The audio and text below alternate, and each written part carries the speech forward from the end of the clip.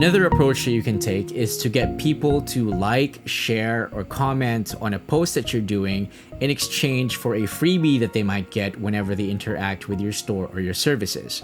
Now, you might think it's going to cost you something. Of course, you're going to give something away, but at least it doesn't cost you something upfront to get the traction going for your post. Okay? So that's the advantage of this thing. Plus, because of the incentive, people are going to like and share your post or your page or your business information, even without knowing you or even without having prior experience with your brand, because the incentive is enough for them to take action and do whatever it is that you're requesting. And besides, if you think of it, liking, sharing, and commenting on a Facebook post is not really too much to ask to get something in return. Okay? So that's one thing that you have to consider. But of course, you have to tailor fit your price on whatever it is you want to promote. For example, you want to promote your dine-in services, then you make the freebie claimable when they go in to dine in your area. Or if you want to go for delivery or curbside pickup services, then you design your price to be available for claim whenever they're transacting with you in the delivery or curbside pickup type of transactions. Getting people to engage with your content, meaning to get them to like, share, or comment, or at least click on the photo, gets your post more chances of getting in front of other people's timelines or other people's news feeds. And this has something to do with how the algorithm of social media platforms work.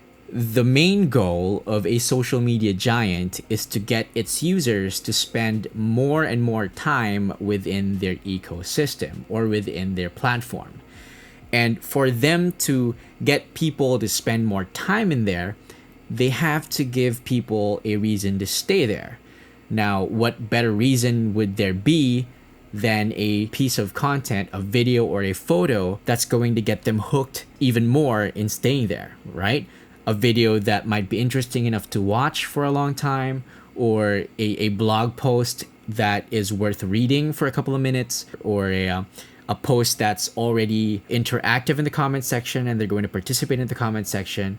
That's going to force them to spend their time unknowingly longer in social media. That's why a lot of people get hooked in social media, because they're being fed with entertaining things that excite them.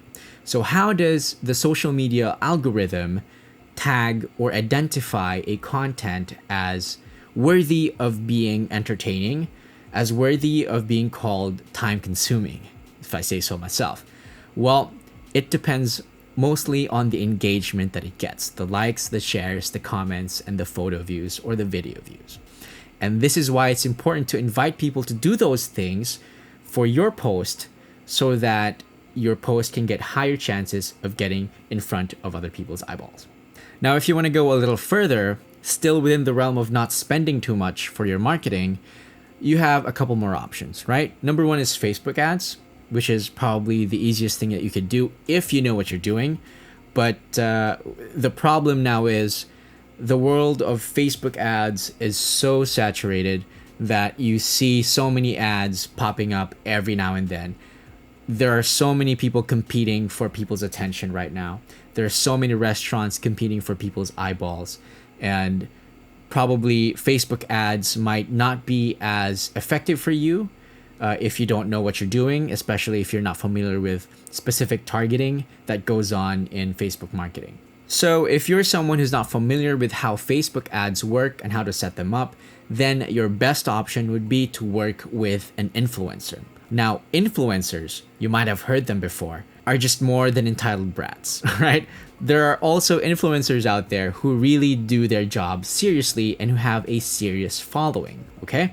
For example, in Davao City, we have people like Davao Food Guide, who has a huge following that whenever she posts a food item, a lot of people flock into the comment section, engage with that post, and then go directly to the restaurant that she's featuring. So basically what influencers do is sort of a scaled up word of mouth, because they're speaking directly to their followers who they have a huge influence to. And whenever they try to suggest something that they might want their followers to try or buy, most of the time they actually act on it. Okay, so that's one of the most effective things that you can do whenever you want to spend a little amount of money for your marketing initiatives for your business. So again, if you're one of those restaurateurs that want to survive this COVID-19 pandemic and are looking for marketing strategies that will cost you nothing or cost you a little bit, but not too much, so that your cash flow is not affected, those are your options. Get people to like and share your content,